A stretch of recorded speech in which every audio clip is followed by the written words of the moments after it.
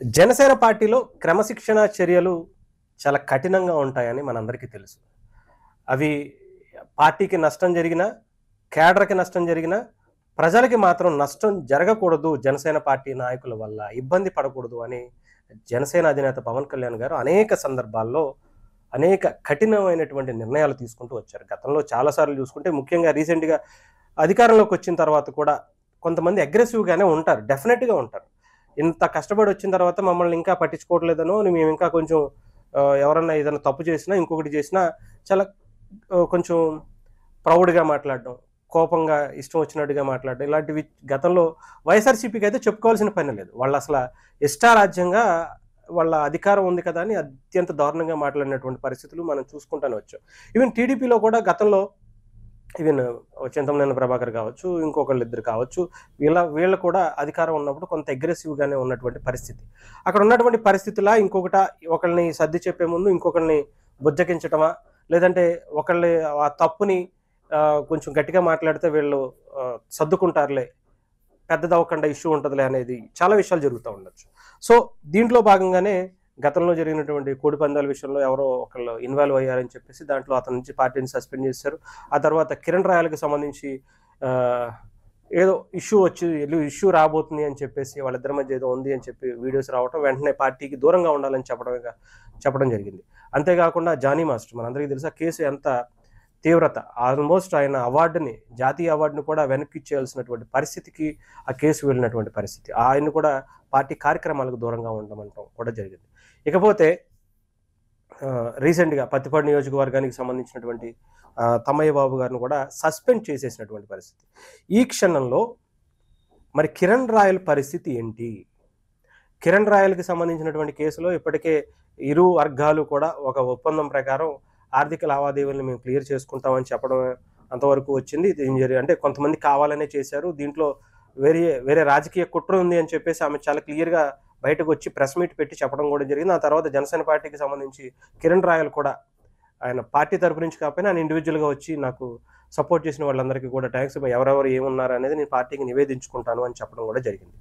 ఇకపోతే పార్టీ ఆవిర్భావ దినోత్సవం రేపు 14వ తారీఖు అత్యంత ఘనంగా జరుపుతున్నటువంటి ఈ సమయంలో కిరణ్ రాయల్ అనే వ్యక్తి అంటే పవన్ కళ్యాణ్ గారు ఎలా చూస్తారో అనడానికి ఆలోచించండి. ఎంత బలమైనటువంటి వ్యక్తి అయినా కూడా ఆ నియోజకవర్గంలో కేడర్ వెళ్ళిపోతారేమో అనే ఆలోచన కానీ, లేదా ఆ కేడర్ ఇబ్బంది పడతారనే ఆలోచన కానీ, ఆ నాయకుడు వెళ్ళిపోతే పార్టీకి నష్టమని కానీ, ఎక్కడా ఆలోచించినటువంటి వ్యక్తి పవన్ కళ్యాణ్ గారు. కేవలం ప్రజలు, ప్రజలు, ప్రజలు. ప్రజలకి ఎటువంటి ఇబ్బంది కలగకూడదు. వాళ్ళని ఎవరు ఏమన్నా సరే నిర్దాక్షిణ్యంగా తీసేస్తారు అని చెప్పుకోవడానికి చాలా ఉదాహరణలే చూసాం. కిరణ్ రాయల్ కూడా పార్టీ మొదటి నుంచి కూడా చాలా బలంగా చెప్పాలంటే ప్రజారాజ్యం నుంచి కూడా ఆయన చాలా విభిన్నమైనటువంటి నాయకత్వ లక్షణాలతో, విభిన్నమైనటువంటి పోరాట ప్రతిమతో కావచ్చు, లేదంటే ఆయన ప్రశ్నించే తత్వంతో కావచ్చు. ఇవంతా కూడా ఇంకా అధికారంలో ఉన్నప్పుడు వైసీపీనే ఇరుకున పెట్టే ప్రయత్నం కూడా చాలా బలంగా చేసినటువంటి వ్యక్తి. సో, ఆయన లాంటి వ్యక్తిని కూడా పార్టీ నుంచి దూరంగా ఉండమని చెప్పారు. మరి అలాంటి వ్యక్తికి రేపు మరి పార్టీలో తీసుకుంటారా?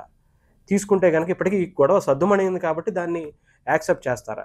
అంటే వైసీపీలో లేదా? లేదంటే టీడీపీలో లేదా? అంటే డెఫినెట్‌గా ఉన్నాయి. అన్ని పార్టీల్లో ఉన్నాయి. వైసీపీలో అయితే మరీ ఎక్కువగా ఉన్నాయని అనుకోవాలి. ఈ ఇల్లీగల్ అఫైర్స్ అనేది పుట్టినిల్లుగా వైసీపీకి కూడా మనం చెప్పుకోవచ్చు.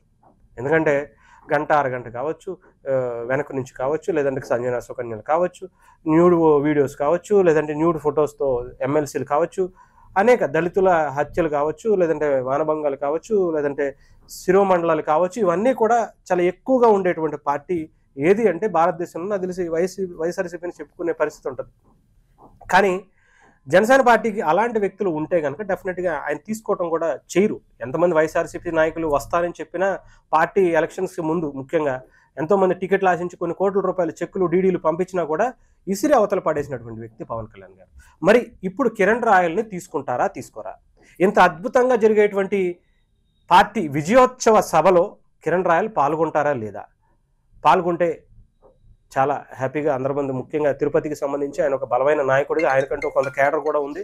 సో, ఆయన కూడా వస్తే బావుంటదని చాలామంది అనుకుంటున్నారు. ఆయన కూడా మరి ఇంత కష్టపడి పార్టీ అధికారంలోకి వచ్చిన తర్వాత ఇప్పుడు లేకపోతే ఒకంత బాధగానే ఉంటుంది. కానీ ఇది మళ్ళీ ప్రతిపక్షాలకేమన్నా ఒకంత ఛాన్స్ ఇచ్చే అవకాశం ఉంటుంది. ఎందుకంటే వైసీపీ కాసుకు కూర్చుంటది. అంత బలంగా చెప్పినటువంటి పరిస్థితులు వీడియోలు మీవి కావా, ఇప్పటికీ డిబేట్స్లో అయ్యే పరిస్థితులు. సో ఆ వీడియో మీది కాదా, ఇంకోటి ఉందా, ఇవన్నీ కాదు, ముందు వాటి గురించి చెప్పండి. మీరు సద్మణించుకుంటే ఓకేనా? అన్ని వీడియోలు బయటకు వచ్చిన తర్వాత చేసేది ఏంటి? అయినా సరే మీరు తీసుకుంటారా? అలాంటి వ్యక్తులు మీ పార్టీలో ఉంచుతారా? ఇలాంటి క్వశ్చన్స్ అన్నీ రన్ అవుతూ ఉంటాయి.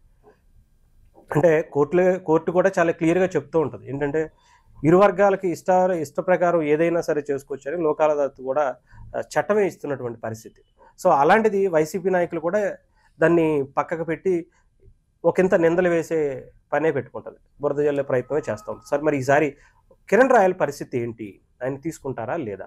సో దీని మీద చాలామంది అయితే ఆశలు పెట్టుకున్నారు. మరి కిరణ్ రాయల్ కూడా పార్టీ అధిష్టానానికి దగ్గరలో మాట్లాడుతున్నట్టుగా కూడా తెలుస్తుంది. రేపు ఎల్లుండ సస్పెండ్ లెటర్ ఎత్తివేస్తారా? అదే ఆయన్ని కొన్ని రోజులు సస్పెండ్ చేశారు కాబట్టి, పార్టీ కార్యక్రమాలకు దూరంగా ఉండమన్నారు కాబట్టి, దాని నుంచి ఏమైనా ఎత్తివేసే పరిస్థితులు ఉన్నాయా ఏంటి అనేది కూడా తెలియాల్సి ఉంది. ఈరోజు రేపట్లో ఒక క్లారిటీ అయితే వచ్చే అవకాశం ఉంది. లేదా ఈ ఒక్క కార్యక్రమం కాకపోయినా ఫ్యూచర్ అంతా జనసేన పార్టీతో ఆయన పార్టీ వదిలే విషయం అయితే ఆయన కనిపించట్లేదు. ఆయనకి నరాల్లో ఇంక్లూడ్ చేసుకుంటాడు ఆయన. అంత ఈజీగా పవన్ కళ్యాణ్ గారిని కానీ మెగా ఫ్యామిలీని కానీ వదిలే మనిషి కాదు కిరణ్ రాయల్. సో మరి ఏం జరుగుతుంది అనేది వేచి చూడాలి.